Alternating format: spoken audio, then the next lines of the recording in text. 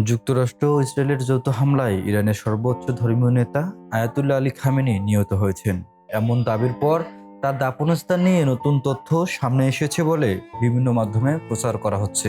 ইরানের বিপ্লবী গার্ড বাহিনী ইসলামিক রিভলিউশনারি গার্ড ক্রপস ঘনিষ্ঠ সংবাদ মাধ্যম ফার্স নিউজ এজেন্সির বরাতে কিছু আঞ্চলিক গণমাধ্যমে জানিয়েছে, খামেনির মরদেহ উত্তর পূর্ব অঞ্চলীয় শহর মাছহাদে দাফন করা হতে পারে।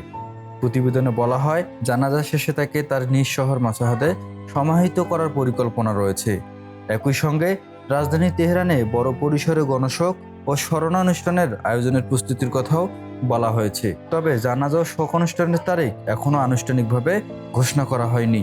এর আগে বার্তা সংস্থা রিটার্স দুটি মার্কিন সূত্রের বরাতে জানায়, 28 ফেব্রুয়ারি ভোরে ইরানে কথিত ইসরায়েল যুক্তরাষ্ট্রের যৌথ হামলার সময় খামেনির শীর্ষ উপদেষ্টাদের সঙ্গে বৈঠকে ছিলেন।